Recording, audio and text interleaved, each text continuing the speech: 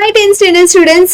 தமிழ்ல ஷோர் ஷார்ட்டா இந்த क्वेश्चंस எல்லாம் வரும்பா அப்படின்னு சில டாபிக்ஸ் கீழ क्वेश्चंस இருக்கு சரிங்களா. அதெல்லாம் ஃபர்ஸ்ட் ப்ரையாரிட்டியா படிச்சு முடிச்சிருங்க. பிகாஸ் நமக்கு டைம் வந்து இந்த குவார்ட்டர்லிக்கு கொஞ்சம் தான் இருக்கு. இதுல இம்பார்ட்டன்ட் டாபிக்ஸ்க்கு ஷோர் ஷார்ட்டா வர क्वेश्चंस எல்லாம் ஃபர்ஸ்டே படிச்சு வச்சிட்டீங்க அப்படின்னா உங்களுக்கு கான்ஃபிடன்ஸ் இன்க்ரீஸ் ஆகும். அதே மாதிரி நம்ம ஓரளவுக்கு படிச்சிருக்கோங்கிற திருப்தி இருக்கும் சரிங்களா. சோ ஏன் ஃபர்ஸ்ட் இம்பார்ட்டன்ட் क्वेश्चंस எல்லாம் படிக்கணும்னு பாத்தீங்கன்னா அது ரொம்ப ப்ரையாரிட்டி. அது வந்து கம்பல்சரி क्वेश्चन கேட்பாங்க நமக்கே தெரியும் இல்லையா. சோ தட் நம்மளால டைமும் சேவ் பண்ண முடியும். இம்பார்ட்டன்ட் ஆனது ஸ்கிப் பண்ணாம போறப்ப கண்டிப்பா மார்க்ஸும் இன்க்ரீஸ் ஆகும் சரிங்களா. சோ அப்படி தமிழ்ல என்ன டாபிக் இருக்கு அப்படிங்கறத பார்க்கலாம். சோ குவார்ட்டர்லியை பொறுத்த வரைக்கும் பாத்தீங்கன்னா பகுதி 3ல பிரிவு 3ன்ற இடத்துல 3 மார்க்ஸ் வந்து கேக்குறாங்க சரிங்களா. அந்த 3 மார்க் क्वेश्चन கண்டிப்பா இந்த டாபிக்ல இருந்து கேட்கலாம் அப்படின்னு சொல்லலாம்னா அது அணிதான் சரிங்களா. லாஸ்ட் இயர் புக்ல பாத்தீங்கன்னா அணின்னு ஒரு லெசனே இருந்துச்சு. அதுக்கப்புறம் பாத்தீங்கன்னா திருக்குறளுக்கு கீழே என்ன அணின்னு கொடுத்திருப்பாங்க. சோ தட் அது என்னன்னு சொல்லிட்டு நம்ம டெஃபினிஷன் எடுத்து படிக்கிற மாதிரி இருந்துச்சு.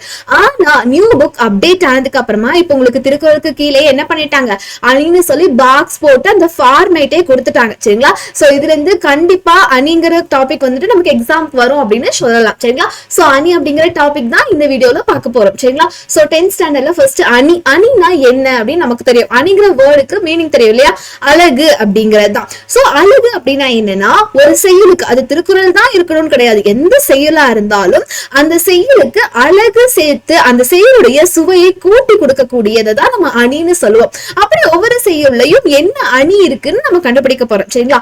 அணியை பொறுத்த வரைக்கும் 2 டைப் அதப்பா क्वेश्चन கேட்பாங்க.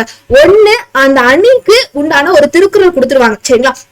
திருக்குறள் கொடுத்துட்டு இக்குறளில் பயின்று வந்துள்ள அணியை விளக்குகன்னு கேட்பாங்க. அது ஒரு டைப். செகண்ட் டைப் என்ன அப்படின்னு பாத்தீங்கன்னா அந்த அணியோட பேரை கொடுத்துருவாங்க. ஃபார் எக்ஸாம்பிள் ஊமையணி, எடுத்துக்காட்டு ஊமையணி அப்படின்னா எடுத்துக்காட்டு ஊமையணியை சான்றுடன் விளக்குக. இந்த 2 டைப் தான் அணியை பொறுத்த வரைக்கும் क्वेश्चन கேட்பாங்க. வேற எதுவுமே கேட்கறதுக்கு சான்ஸே இல்ல 100% சரிங்களா.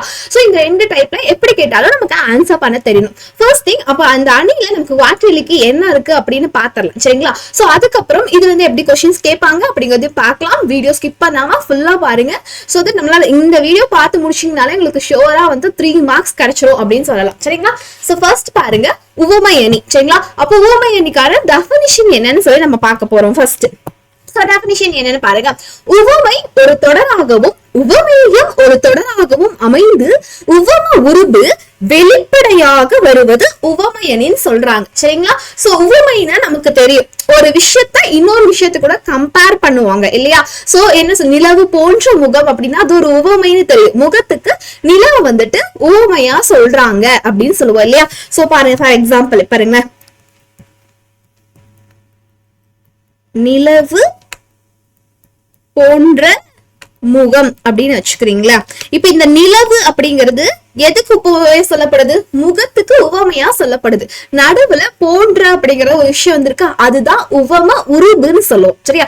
உவமையே அந்த இன்னொரு விஷயம் பொருள் கூட இணைக்க வர்றதுதான் உவம உருபு சரிங்களா. அப்போ உவமை ஒரு தொடராகவும் இந்த இடத்துல உவமை என்னது நிலவுங்கிறது உவமையா. அப்போ உவமை ஒரு தொடராகவும் உவமேயம் உவமைய எது ஏத்துக்குதோ அதுதான் உவமேயம்னு சொல்லுவோம் சரிங்களா. நிறைய பேத்துக்கு இந்த உவமேயம் அப்படிங்கறதுல கன்ஃபியூஷன் இருக்கும் ரைட்டா. சோ எத்தனை பேத்துக்கு கன்ஃபியூஷன்ஸ் இருந்துச்சு அப்படிங்கறத கமெண்ட் பண்ணுங்க சரியா. சோ உவமை ஒரு தொடராகவும் உவமேயம்னா உவமையை ஏத்துக்க கூடியதுதான் உவமேயம்னு சொல்லுவோம். அப்ப இதுல என்னது உவமேயம். சோ முகம் அப்படிங்கிறது உவமேயமா. எஸ் அது ஒரு தொடராகவும் வந்து உவம உருபு. சோ போன்றன்னு சொன்னா ரெண்டையும் இணைக்கக்கூடிய ஒரு வார்த்தை தான் என்னது உவம உருபுன்னு சொன்னோம். போன்ற, போல, அண்ணு, புறைய, அப்படிங்கறதெல்லாம் நம்ம பார்த்திருப்போம். இந்த வார்த்தைகள் எல்லாமே நமக்கு என்னவா வரும் உவம உருபா வரும். அந்த உவம உருபு எப்படி வருமா வெளிப்படையா யார் பார்த்தாலும் தெரியற மாதிரி கண்ணுக்கு தட்டுப்படுற மாதிரி வந்துடும் சரியா. சோ அததான் இந்த சொல்றாங்க உவமையணி. அப்போ ஒரு செய்யுள்ள ஃபர்ஸ்ட் ஒரு உவமை இருக்கணும் சரிங்களா. அதே மாதிரி உவமேயம் இருக்கணும். ரெண்டுக்கு நடுவுல உவம உருபு டைரக்டா வந்துருச்சு உங்க கண்ணுக்கு தெரியுது அப்படின்னா அதுதான் உவமையணின்னு சொல்றாங்க. சோ அணி கேட்டாலே ஃபர்ஸ்ட் நமக்கு அணிக்கான டெஃபினிஷன் தெரிஞ்சிருக்கணும் சரிங்களா. அடுத்து பாருங்க இதுக்கு ஒரு சான்று தரும். என்ன சான்று அப்படின்னு பார்த்தா வேலோடு நின்றான் இடுகின்றது போலும் கோளோடு நின்றான் இரவு அப்படின்னு சொல்றாங்க சரிங்களா. சோ இது திருக்குறள்ல இருந்து வந்திருக்கு.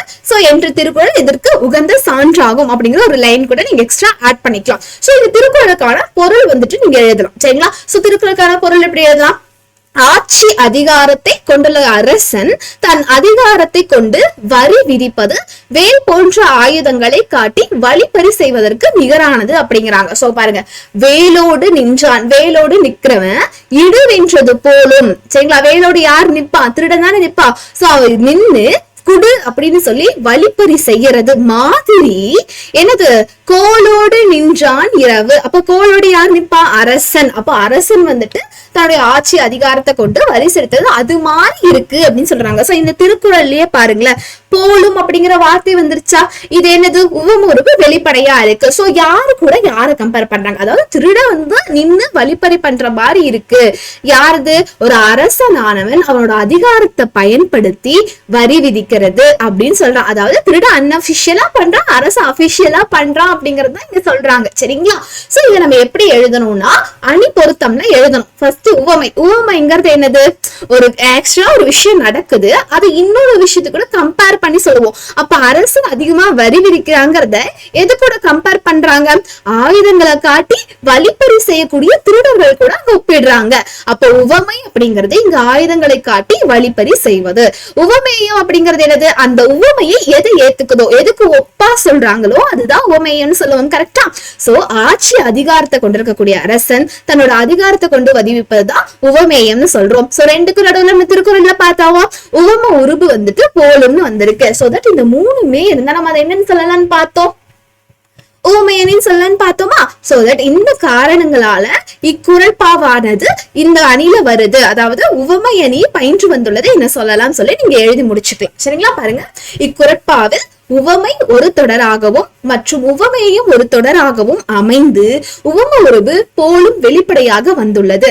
அதனால இது உவமையணி அப்படின்னு சொல்லி நம்ம சொல்றோம். சரிங்களா? சோ இது வந்து உங்களுக்கு தெரிஞ்சிருச்சு. நெக்ஸ்ட் பாப்போமா. சோ இதே மாதிரி இன்னொரு குறள் இருக்கு, அது பாருங்க.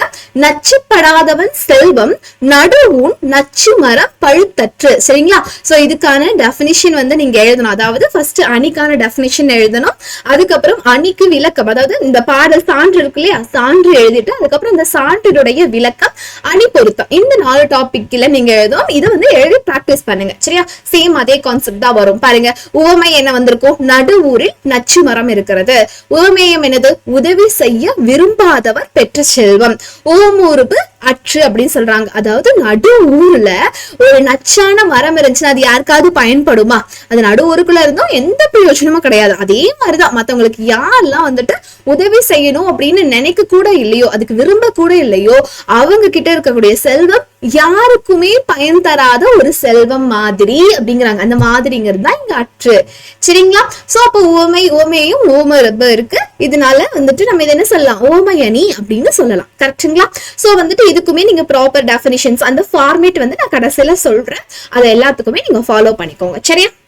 சோ தட் இப்ப பாருங்களேன், எடுத்துக்காட்டு உவமையணி. இப்ப எடுத்துக்காட்டு உவமையணிக்கான டெஃபினிஷன் பாப்போமா.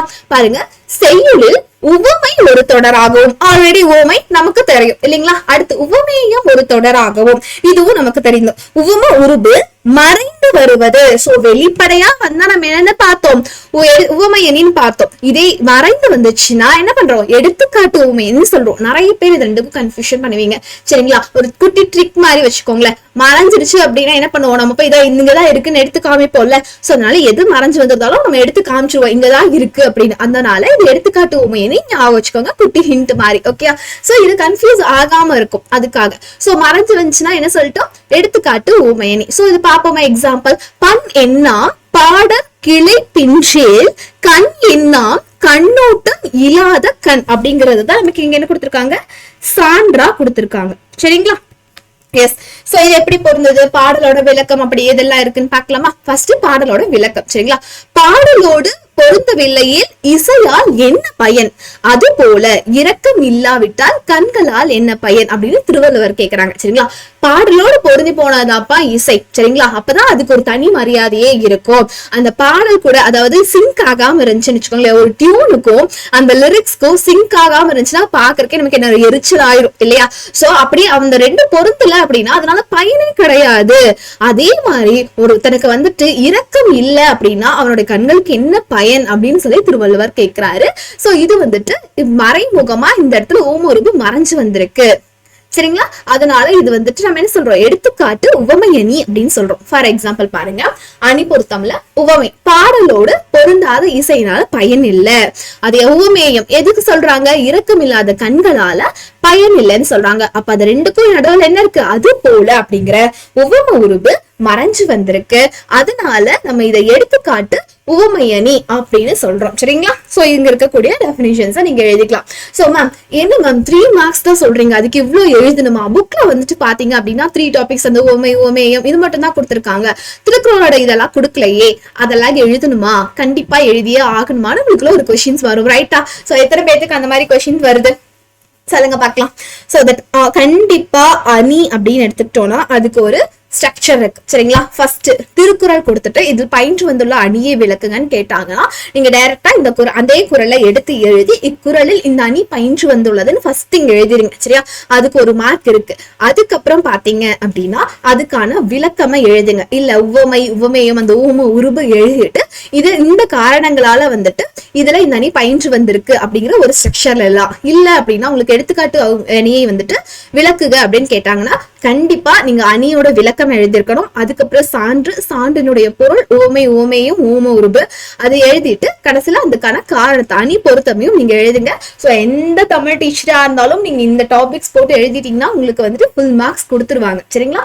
முக்கியமான விஷயம் ஸ்பெல்லிங் மிஸ்டேக் இருக்கக்கூடாது, கரெக்டான சான்று எழுதியிருக்கணும். சரிங்களா? சோ இதை ஃபாலோ பண்ணி இந்த எக்ஸாம்ஸ் வந்து நல்லபடியா பண்ணுங்க. கண்டிப்பா இதுல 3 out of 3 மார்க்ஸ் நம்ம வாங்கலாம். சரிங்களா? Thank you students.